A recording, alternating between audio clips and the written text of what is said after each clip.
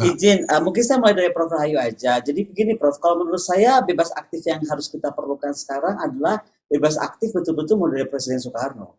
Jadi ketika bebas aktif beliau memegang di tangan kirinya Rusia, misalnya di tangan kanannya Amerika. Nah, kita tuh sekarang nggak punya leadership seperti itu. Saya nggak tahu kenapa ya. Kita itu sekarang cenderung bangga misalnya ada nama Pak Jokowi di luar negeri, gitu. Ya kan?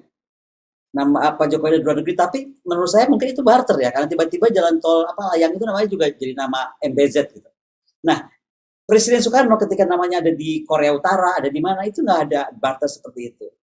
Jadi saya mungkin mau yang saya bilang adalah kita harus betul-betul revisi tentang makna apa itu non-alignment yang dimaksudkan oleh Presiden Soekarno, karena beliau betul-betul menekankan tentang bagaimana nasionalisme dalam dunia internasionalisme. Nah, peran itu yang sebenarnya kita mesti ambil dan saya sih berharap Prof. Rahayu nggak langsung merasa bahwa ngapain apa HI atau putra-putri studentnya merasa bahwa aduh hubungan internasional apa kemana lagi. Hubungan internasional bisa sangat berperan aktif dalam balance of power.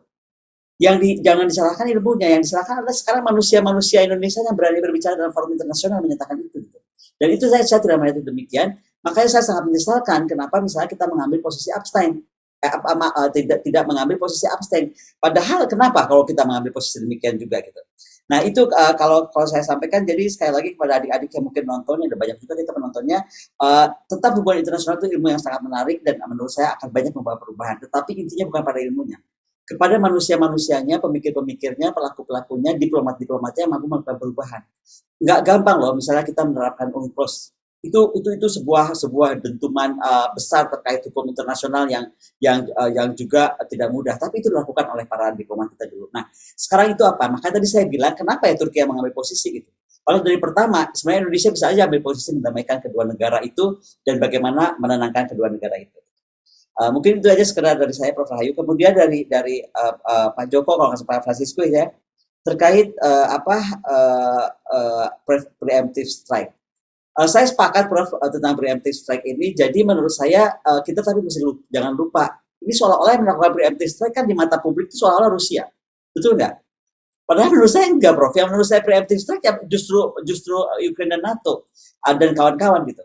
Karena gini, preemptive strike itu doesn't mean cuma military loh.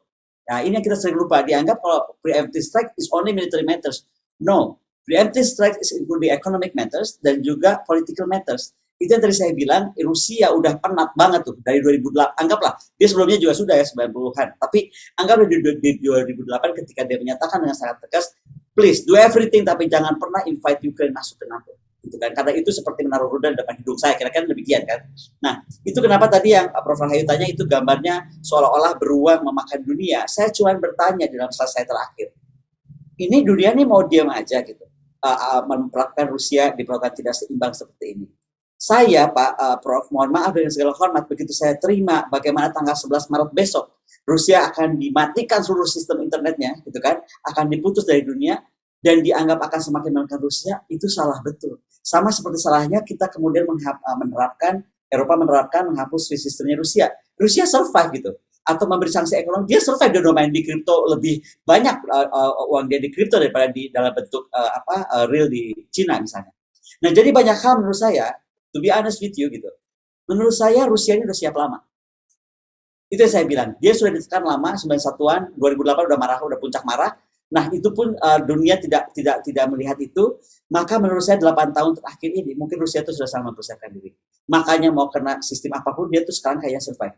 Dan menurut saya Putin sudah betul-betul bisa menghitung ini akan berapa lama gitu. Jadi kalau yang tadi saya singgung soal dia sudah tembus 10,000 hours of flying gitu. Kalau kita di penerbangan itu kan 10.000 itu kan angka penting ya. Nah, dia tuh udah tembus itu, jadi keahliannya itu sangat penting. Saya akan masuk langsung secara cepat karena saya sudah harus pergi, tapi saya mungkin mau masuk ke tadi pertanyaan yang terkait Mas Kriprova ya. Ini juga menarik ya. Ini kan sebenarnya doktrin taktik strategi perang atau strategi perang dan intelijen yang dijalankan oleh Rusia. Dan itu berhak saja Rusia atau negara apapun punya taktik perang apapun gitu kan. Dan menurut saya ini aneh kemudian Mas Kriprova ini dianggap menjadi tipu-tipu. Kalau di dalam dunia barat, kita baca literatur barat, doktrin atau acuan doktrin militer intelijen ini dianggap adalah cara Rusia menipu. Di mana-mana taktik strategi itu bukan menipu, namanya itu taktik strategi. Terserah aja kita menamakan menipu atau enggak. Tapi kan dalam dunia militer namanya taktik. It's not fair gitu. Kemudian Mas Kirovka ini kemudian dianggap sebagai gerakan tipu-tipu dari Rusia. Jadi dari sini aja kita bisa lihat bahwa apapun yang kalau saya menjadi pemimpin Rusia nih, kalau saya bayangkan, dia mesti ngapain? Pilihan dia apa? Elemen elemen kekuatan negara yang masuk dalam diplomatik gitu kan, information system ya kan, ekonomi itu udah dimatiin semuanya. Dia bergerak sekarang M-nya. Jadi dari dime itu, die-nya sudah, tinggal M-nya belum. Nah, this is what he's doing itu. Sekarang saya akan cepat ke arah pertanyaan banyak banget. Saya semoga-moga bisa jawab semuanya ya. Apakah dampak Indonesia dalam perspektif geopolitik? Kalau saya bilang pertanyaan tentang perspektif geopolitik, kita harus lihat bahwa posisi tadi Indonesia yang dikepung oleh negara-negara calon fakta Indo-Pasifik, maka kita harus bersikap bijaksana tentang itu. Bagaimana Indonesia berkontribusi terhadap hukum internasional? Sebentar ya, apakah Indonesia bentukan sekutu? Oke, konsep boneka. Kalau konsep bentukan Amerika, apakah PBB adalah boneka? Saya melihatnya bukan boneka ya, tapi kemudian tidak berdaya aja gitu, karena didrive oleh bagaimana misalnya Amerika dan kawan-kawan. Dan ini yang mungkin tugas kita meneruskan perjuangan Presiden Soekarno ketika kata-kata itu build the world anew itu betul-betul kita wujudkan sekarang gitu. Karena kita menunggu 62 tahun, beliau Presiden Soekarno saya rasa sudah cukup lama membalance itu dengan adanya non-blok, tapi sekali non-blok sekarang sudah terdistorsi, sama seperti ASEAN yang terdistorsi oleh masuknya negara-negara FPDA di situ gitu kan, negara-negara yang yang akhirnya tidak bisa murni melihat ASEAN itu. Karena kalau bisa mau dipakai, ASEAN Political Security Lab itu bisa sangat dipakai gitu. Kemudian bagaimana minimalisir dampak yang merugikan terhadap Indonesia. Begini, dampak terhadap Indonesia itu nggak langsung ya, tapi 2 bulan dari sekarang dampaknya kepada seluruh dunia ini akan fatal. Contoh saja ya, Rusia itu memang pengekspor pupuk terbesar, penghasil pupuk terbesar. Itu negara-negara penerima pupuknya akan masalah. Pengekspor gandum terbesar, penerima gandum akan masalah, termasuk kita. Yang paling penting, dia itu pengekspor palladium terbesar. Palladium itu adalah industri otomotif dan industri pertahanan terkait ke sana.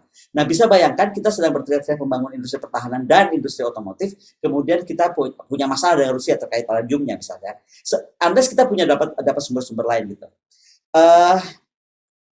Tadi ada pertanyaan tentang dari Rasa Satria, apakah ada mirip dengan operasi Dwikora? Saya rasa lebih mirip kepada operasi Seroja ya. Ketika kita mengambil kita itu dipaksa untuk mengambil atau menyelamatkan dunia dari perang dingin. Di situ dianggap ada komunis lah, part of the komunis, kemudian kita harus ambil dan itu atas permintaan Amerika Serikat. Kita baca aja buku-bukunya dari Pak Kiki Sarnakri, bukunya Pak Setioso gitu. Bagaimana mereka tuh akhirnya terkaget-kaget terus pergi kan.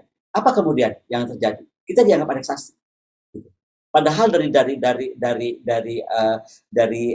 saat kita minta juga mereka yang minta, saat kita bertanya mereka yang minta bergabung ke Indonesia. Jadi itu yang menjadi menurut saya sama yang kita harus pertanyakan, apakah dunia ini dijalankan fair atau tidak. Kalau tidak, kita sudah harus bersuara mungkin seperti apa yang disuarakan Putin gitu.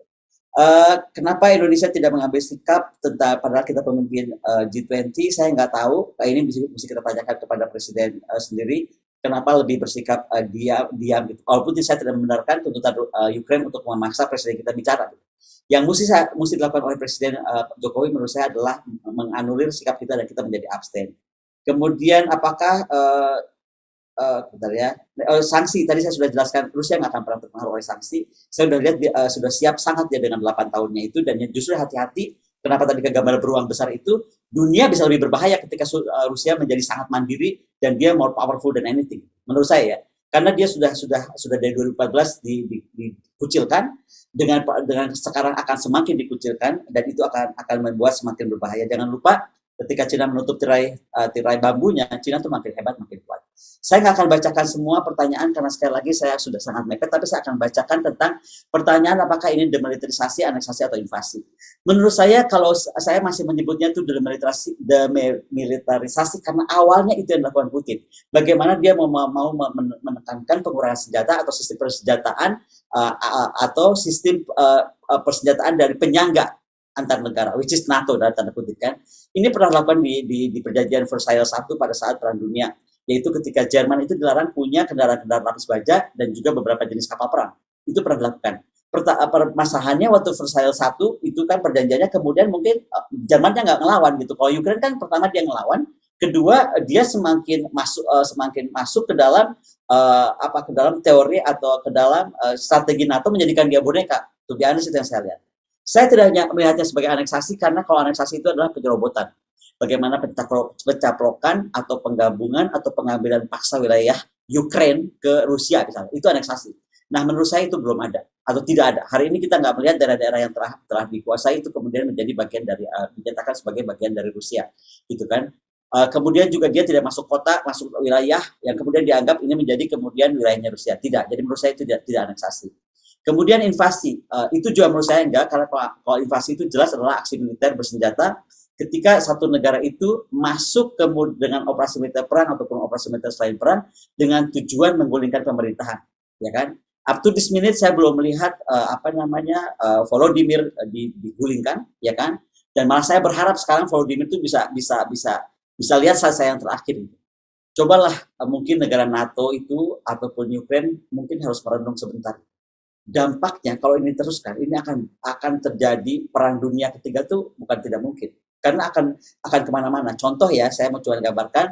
Beberapa hari lalu, 5 hari lalu saya terima email dari INSS, karena saya masih juga bagian dari INSS Israel.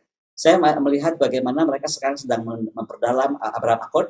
Mereka akan segera mendirikan Fakta Pertahanan Timur Tengah bersama negara-negara Arab, gitu kan? Negara-negara Timur Tengah. Jadi Timur Tengah akan bergabung dengan Israel. Makanya pertanyaan saya kemudian gitu, apakah kemudian kita harus sadar sekarang bahwa mungkin sudah saatnya Indonesia yang bebas aktif itu betul-betul aktif, dalam artian kita mungkin sekarang mendorong saja menghindari terjadinya munculnya fakta Indo-Pasifik yang sudah sangat bisa anytime muncul.